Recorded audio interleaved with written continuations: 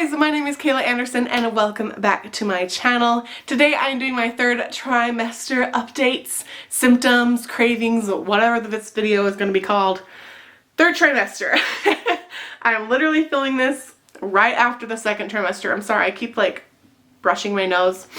It's because I feel like stuff is coming out and I don't want that in the video because that's not attractive. None of this is attractive, to be honest. Pregnancy, you don't feel very attractive. You kind of feel like a beached well, especially in this third trimester wave of things. I will be 36 weeks tomorrow, so that's why I'm filming this now. So I am technically 9 months tomorrow, and I still have a month left. My due date is November 11th. I'm hoping baby girl decides to join us early because I don't think I can do this for much longer. I am ready for her to come out. Like, it still scares the heck out of me, but I'm ready. We got a crib ready. The nursery's all ready. We got a name. Hopefully when she comes out, she looks good and the name matches. I think we're good. I think we're ready. So this kind of will be all over the place. I just kind of wrote a list on my phone of different things that happened in my third trimester. First things first is I have so much pain in my hips. Like, it makes it super hard to sleep. Sometimes I'll have to get up out of bed and like walk around because my hips hurt so bad, and that seems to help alleviate the pain. Luckily, I don't actually have to pee as much as I did in my second trimester, which I think is a little weird. Like, I still have to pee like 2-3 times a night instead of 7 times a night. It is kind of nice to be able to get up to go to the bathroom because my hips hurt so bad. So at least I'm accomplishing 2 tasks in the night. The pain in my hips is like this, it just gets super tight, and then when I have to turn positions, it like seems to be releasing itself. I don't know how to explain it. It just hurts so bad, and I've never had to deal with this kind of hip pain before, so it's really hard to explain. My husband, he's been having a lot of back pain, and we've gone to doctors and they tried stretches and he's been trying them and they haven't worked. And before we do like an x-ray or an MRI, we decided to go to a chiropractor. And so there's one that just opened up that my sister-in-law goes to. It just opened up close to us. So we decided to try it out. They were having this like big grand opening, so you got like a free consultation. And so we just went for him because I've never had much luck with chiropractors. Every chiropractor I've ever gone to has never wanted to pop me because I've had 2 back surgeries and I have a lot of pain, like a lot of medical problems that don't really make a lot of sense. Doctors haven't really figured it out.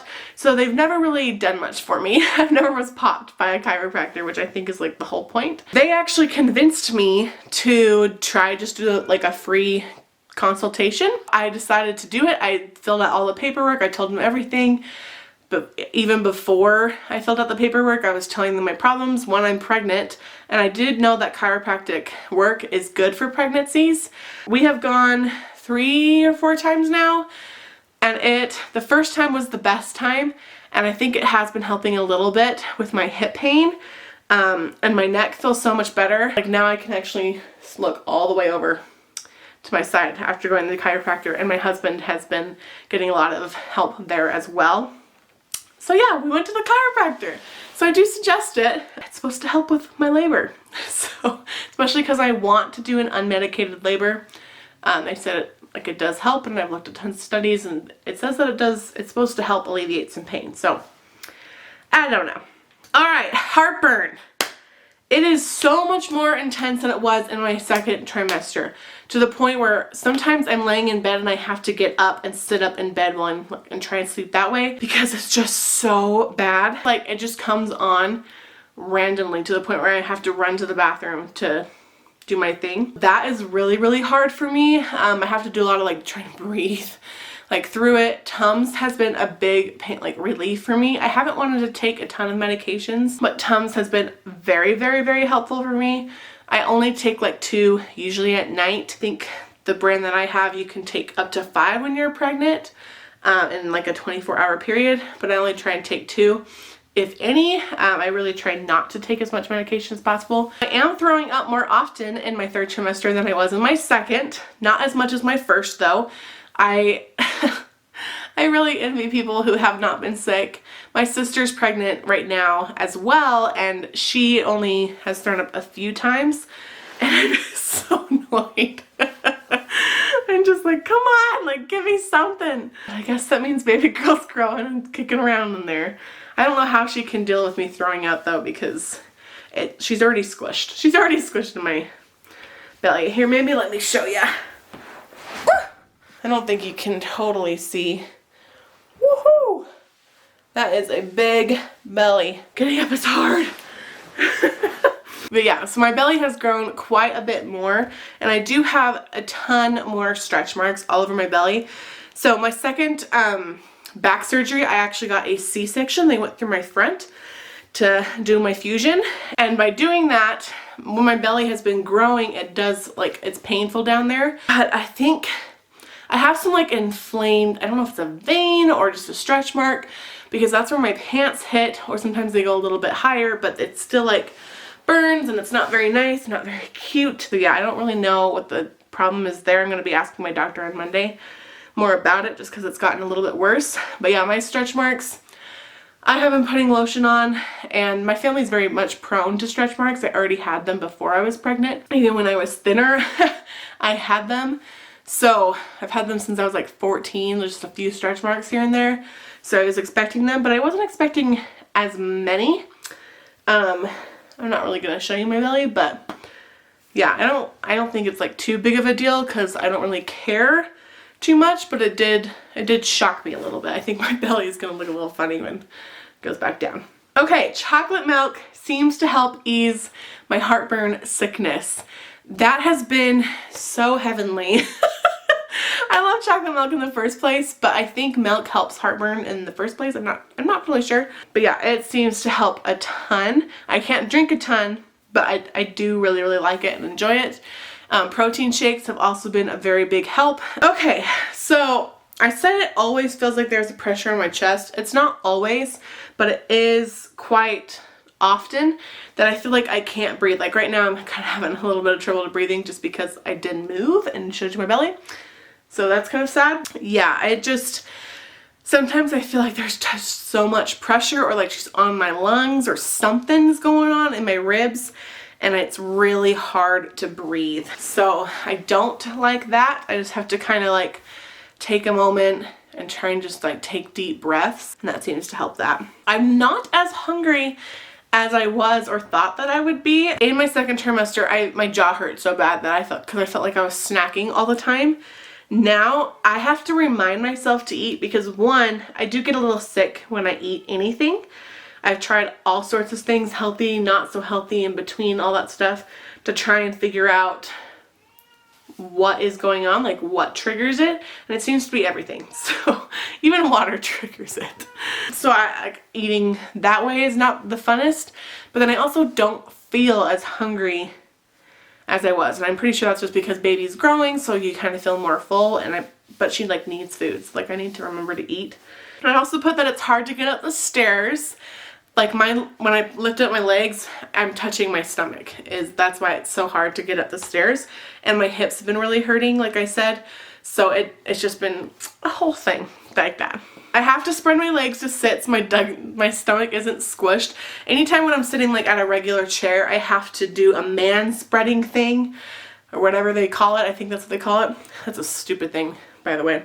But anyways, I have to spread my legs, lift my stomach, and like plop it back down. I kind of had to do this in my second trimester, but not as bad as my third.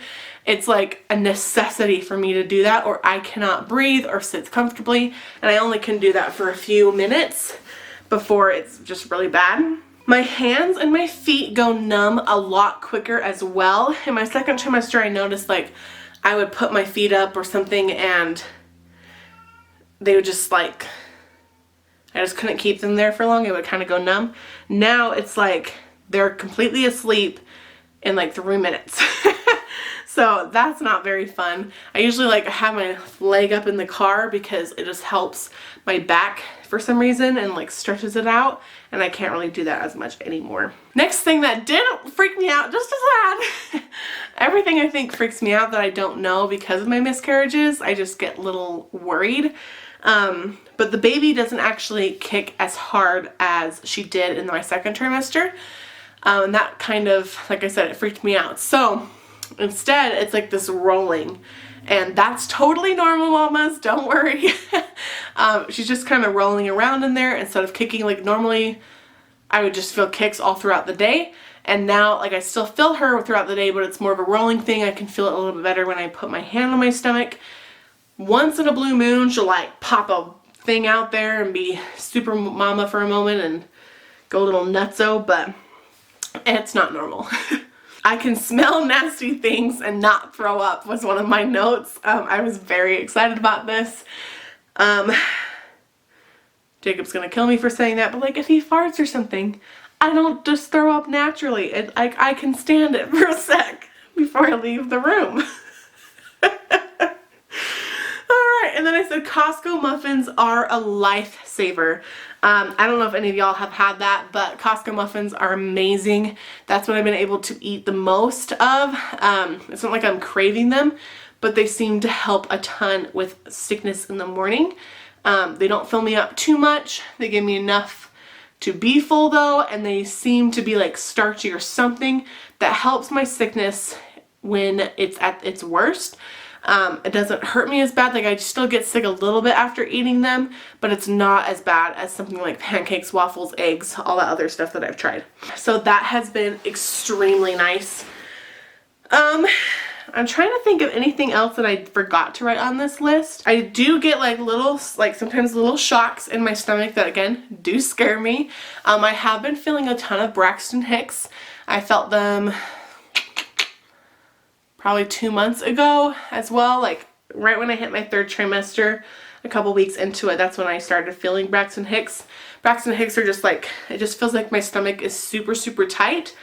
I also think I have gone through like, it says that Braxton Hicks is false labor, but I think what I was having was like a little bit worse than Braxton Hicks, but they weren't contractions, if that makes sense. The last like week and a half or so, I've been feeling like a lot of period-like pain, which is what my mom had when she went into labor with me, with just a little bit of stomach, like my stomach goes tight and then just a little bit of stomach pain, which my husband's mom felt when she went into labor with him.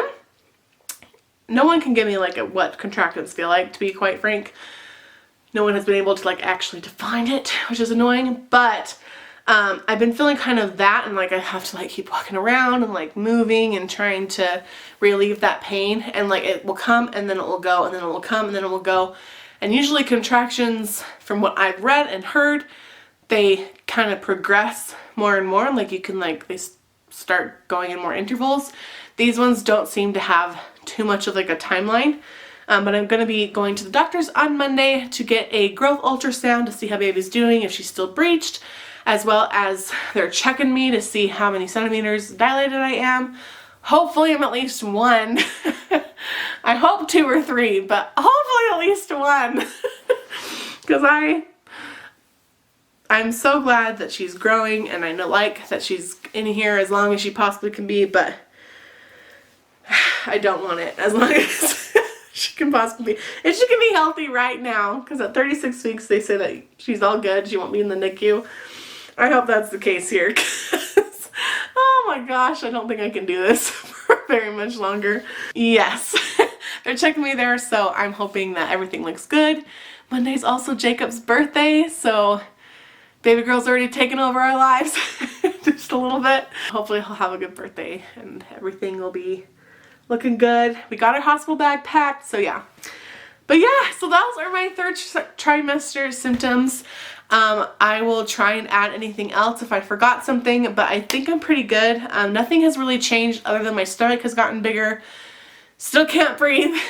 Like, stretch marks are a lot more prominent, but that's kind of what I expected. So yeah, I hope that you guys liked this video. If you did, please give it a thumbs up and be ready for more videos coming your way. Yep, I hope that y'all are doing good. Bye.